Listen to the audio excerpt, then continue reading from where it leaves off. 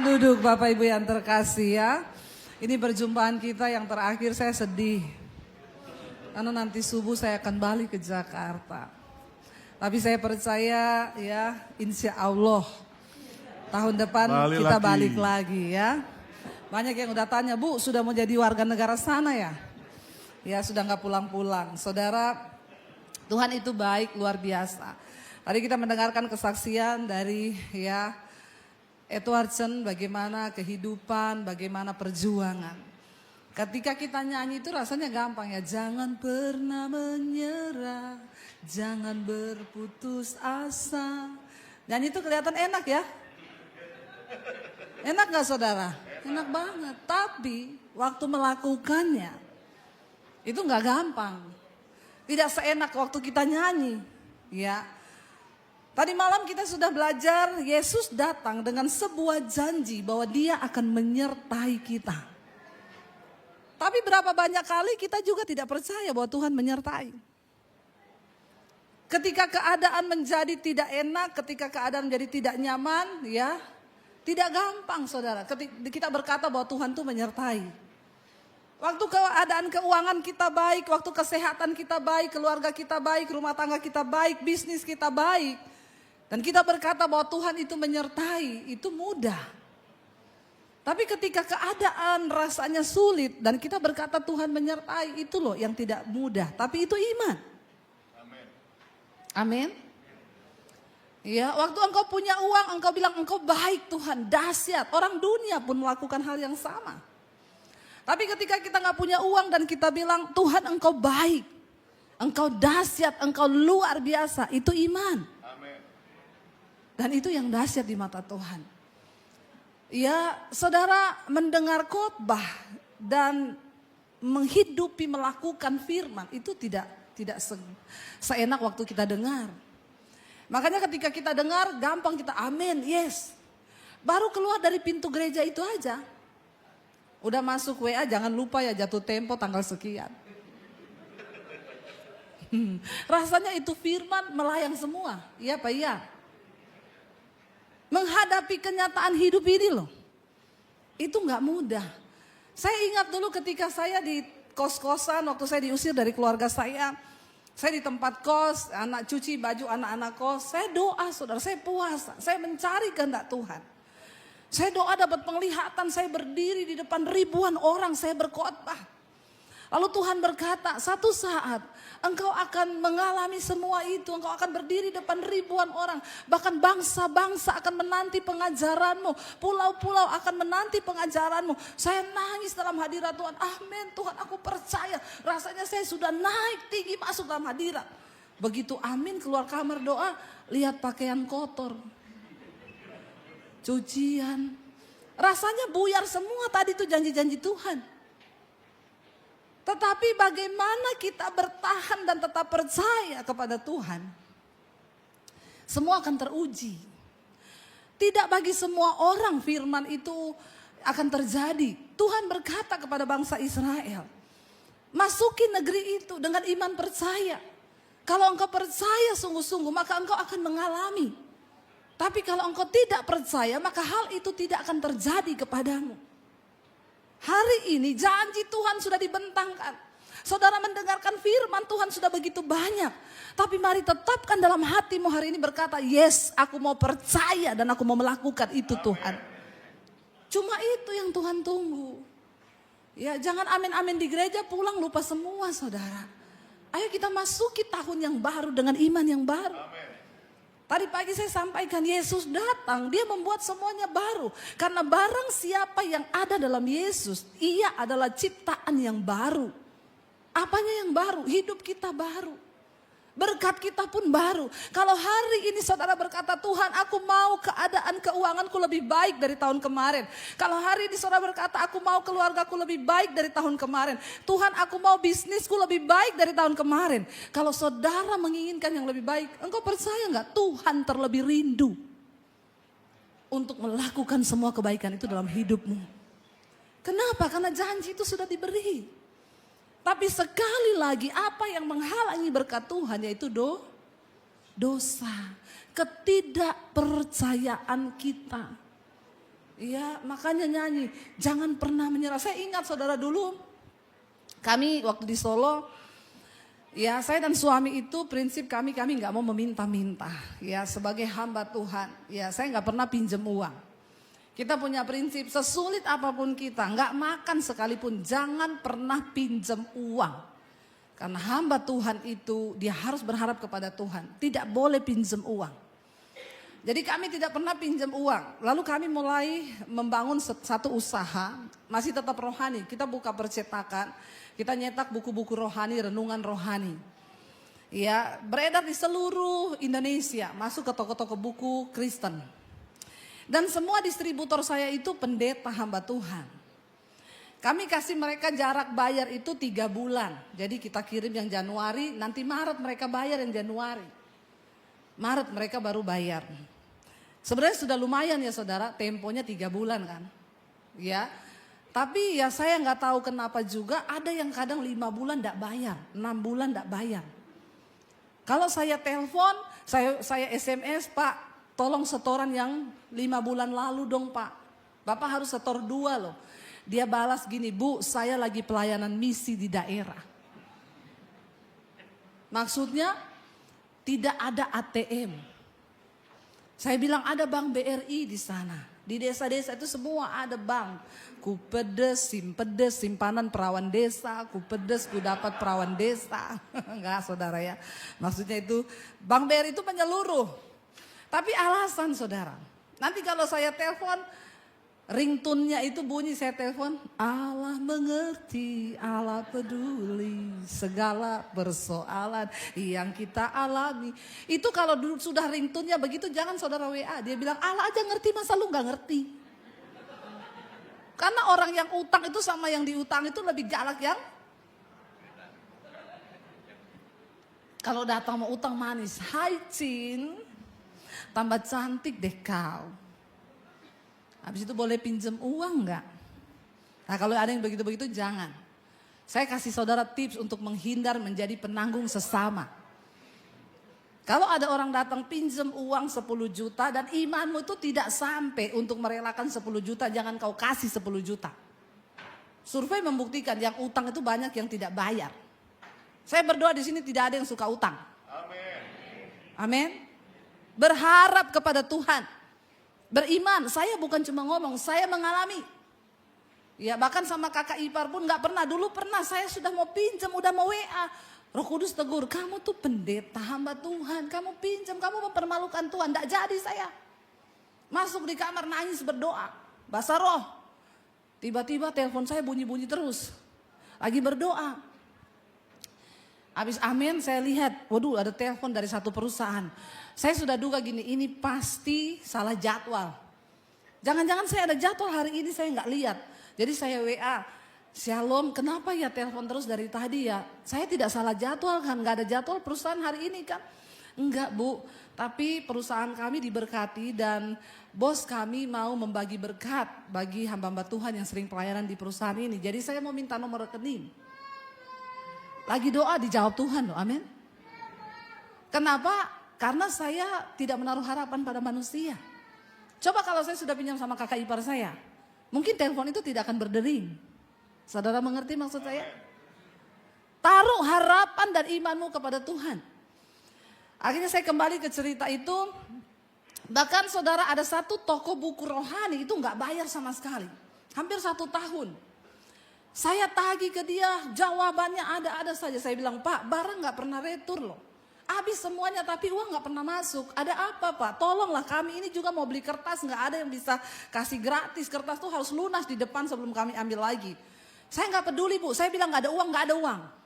Ada teman saya datang ke Bali. Dia toko buku di sana. Bu mumpung saya di Bali. Saya tagihin ya uangnya ya. Silakan aja semoga berhasil. Karena saya sudah tidak menganggap. Sudahlah saya relakan. Dia datang saudara. Teman saya datang ke tokonya. Saya ditelepon. Saya lihat. Dua kalau nggak dia bayar saya dimaki-maki habis. Bener dia telepon saya angkat, halo Shalom Pak. Ibu kirim orang ke Bali untuk nagih. Ibu kirim 1 truk tentara juga. Kalau saya nggak ada uang saya nggak bisa bayar. Saya bilang saya tidak pernah kirim orang Pak. Dan saya sudah merelakan urusanmu tinggal sama Tuhan dan sorga saja. Anda tidak akan pernah diberkati makan uang orang dengan tidak adil, apalagi tidak layak. Stop saudara. Kalau engkau mau melihat berkat Tuhan, makanlah uang yang halal, katakan. Ya, jangan merugikan orang dari hasil rampasan. Kita tidak akan pernah melihat berkat. Lalu akhirnya saudara, suami saya bilang ini, nggak ada distributor yang mau bayar, aku hari ini harus ambil kertas. Tapi kita nggak punya uang, kita nggak bisa cetak lagi. Kalau uang semua mandek di distributor, saya bilang saya sudah telepon semua distributor. Tidak ada yang bisa bayar, nggak ada uang semua mereka. Terus saya bilang berharap saja sama Tuhan. Dari malam itu saya teguhkan hati suami saya, istri itu memang begitu. Karena memang suami itu rata-rata tidak percaya sebelum melihat. Iya nggak bapak-bapak? Makanya istri itu yang harus lebih peka. Malam itu saya cuma bilang sama suami saya gini, saya percaya besok ada uang. Dia bilang, kamu tahu dari mana? Dari Tuhan. Benar? Iya, tidur aja malam ini. Dia tidur ngorok, saya doa nangis di kamar. Tuhan, bela kami Tuhan.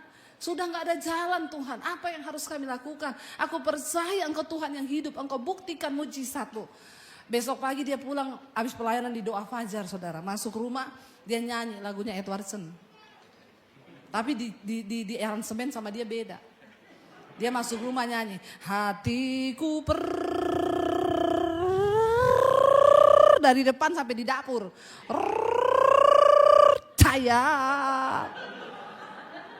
Saya bilang kenapa kamu nyanyi R-nya panjang sekali. Antara percaya dan tidak.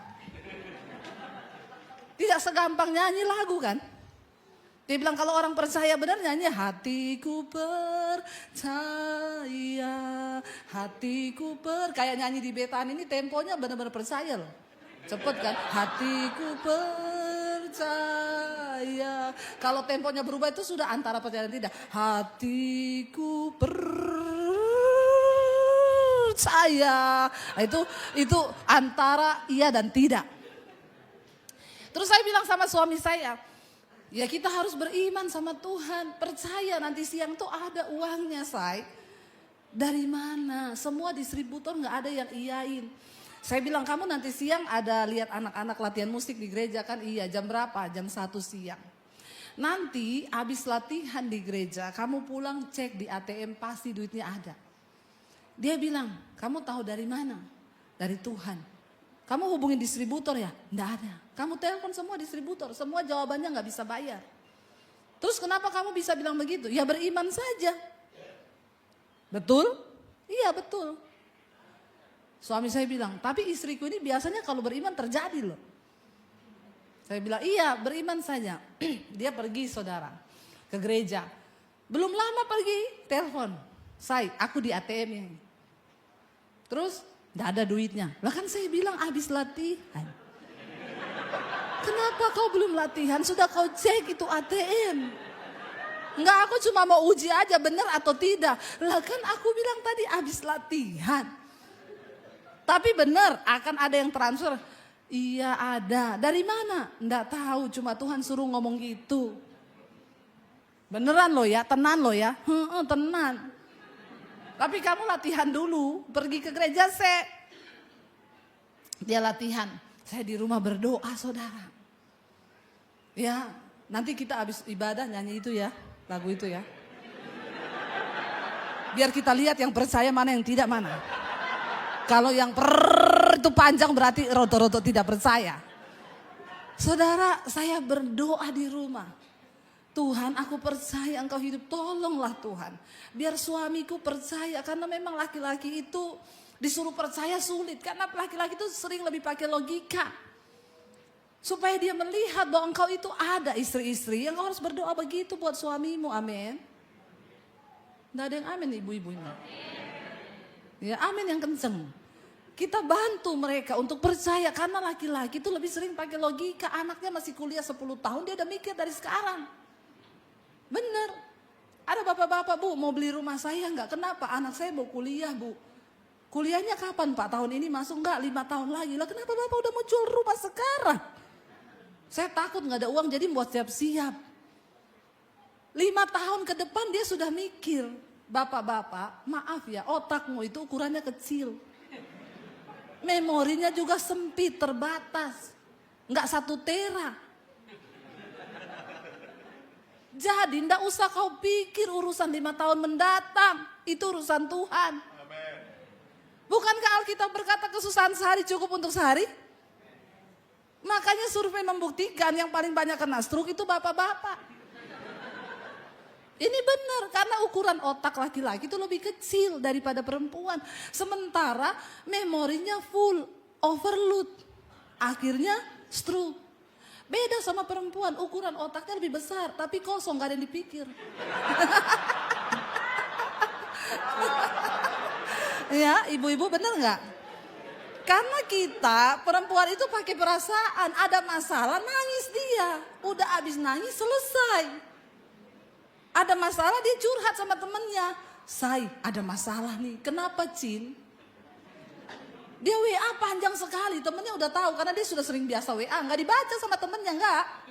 Cuma dibalas, sabar ya Cin, berdoa. Udah lega dia karena waktu dia ketik itu sudah terlampiaskan semua emosi dan perasaannya. Jadi plong, kalau laki-laki kan beda. Nggak mungkin curhat-curhatan kan. Kalau ada laki-laki yang suka curhat tuh pasti cucok. Ya, apalagi Cin, waduh bahaya loh saudara, hati-hati.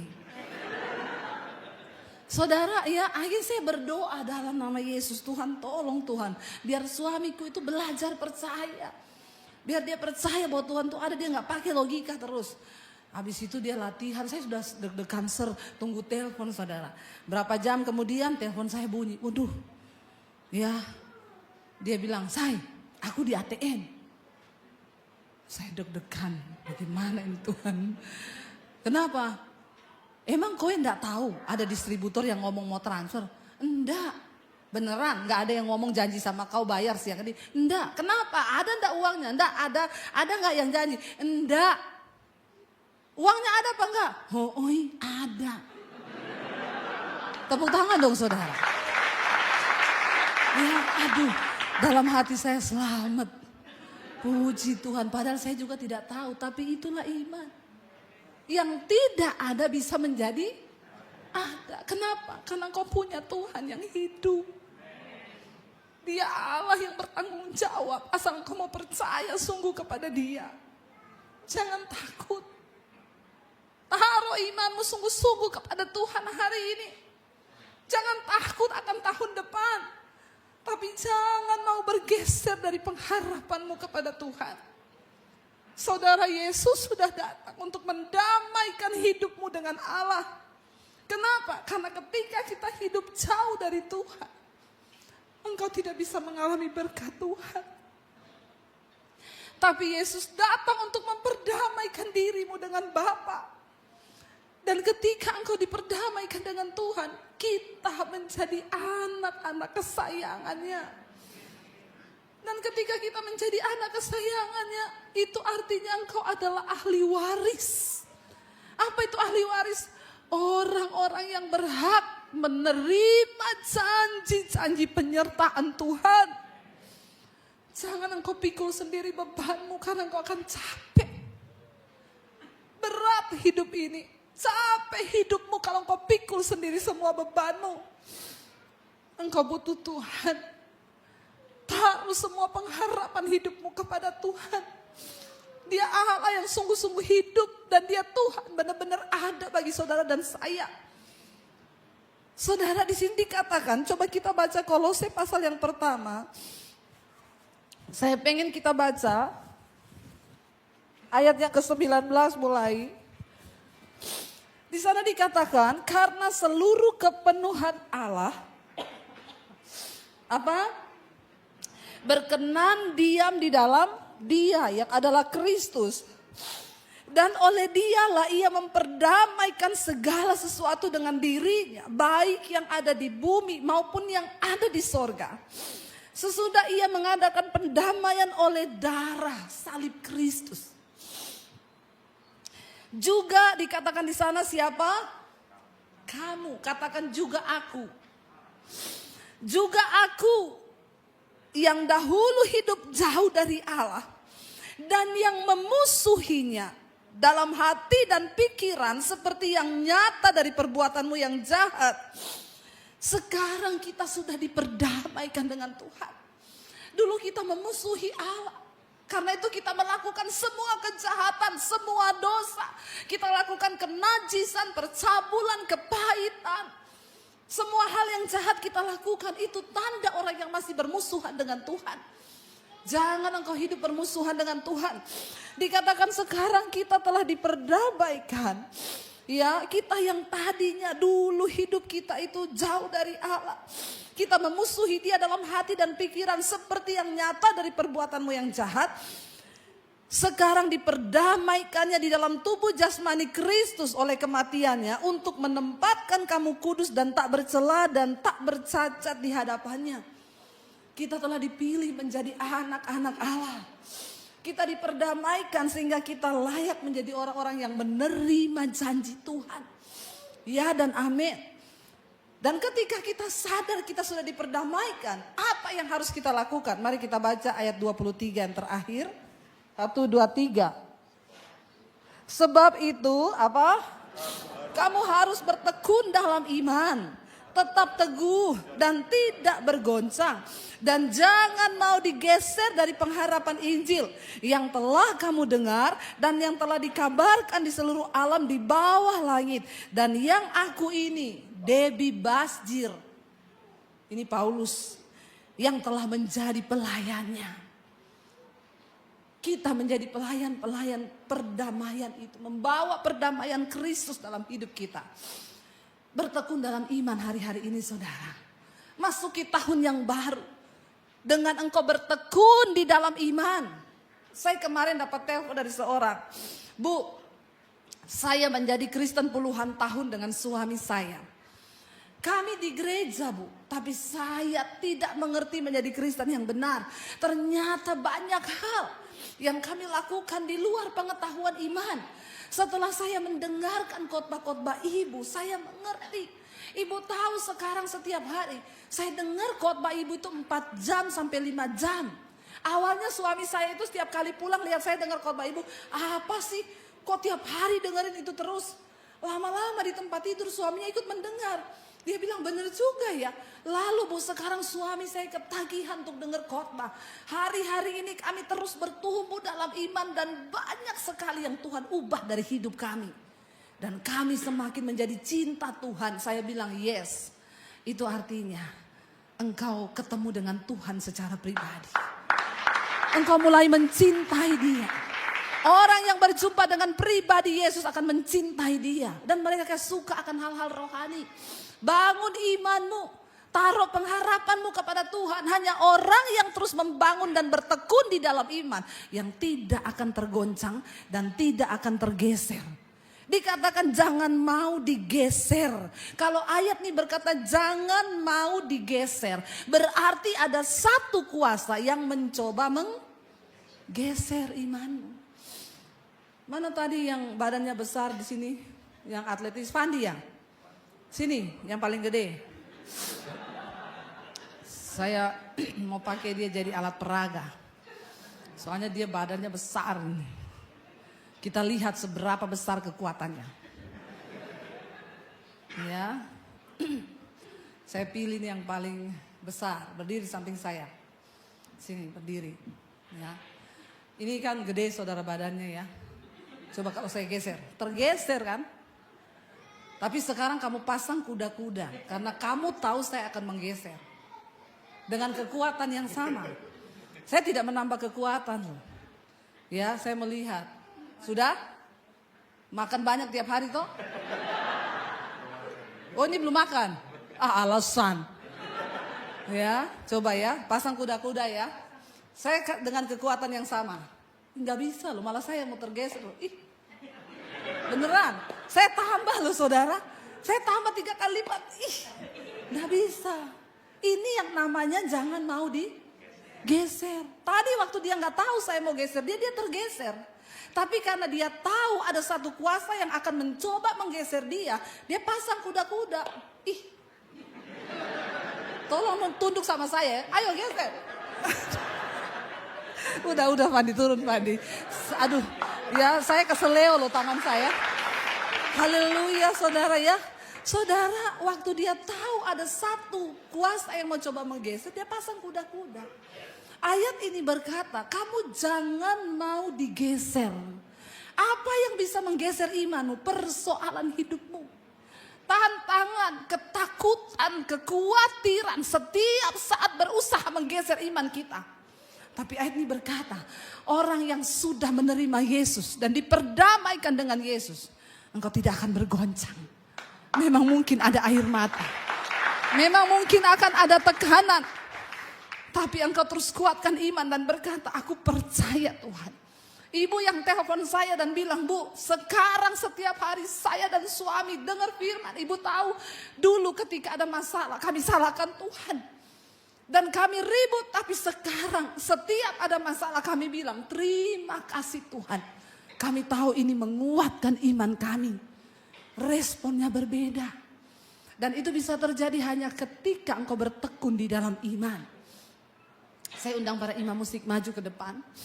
Habis ini saya akan pelayanan di gereja lain. Masih ada 2 pelayanan. Dan nanti subuh kami akan ke airport. Kami akan menuju ke Jakarta. Terima kasih buat semua pelayanan saudara buat kami di sini. Tuhan yang akan membalas. Terutama buat Pak Lukas, Ibu, seluruh jemaat. Saudara, pesan saya, jemaat BMC, engkau akan keluar sebagai pemenang-pemenang. Tahun depan akan menjadi tahun pengharapan. Saya undang Pak Edwardson, ya, bisa maju ke depan. Kita akan nyanyi lagu tadi, Hatiku Percaya. Tapi kita nyanyi di BMC, imannya itu beda. Ya, jadi ketukannya pas, jangan dirubah. Berlatih untuk benar-benar percaya, bangkit berdiri bersama. Walaupun kami tidak bisa melihat jalan-Mu di depan kami, Tuhan. Walaupun kami tidak tahu apa yang akan terjadi di tahun depan. Tapi kami tidak mau digeser iman kami. Karena kami percaya Engkau Tuhan yang berjalan di depan kami. Engkau ada bagi kami. And there I find you in the mystery.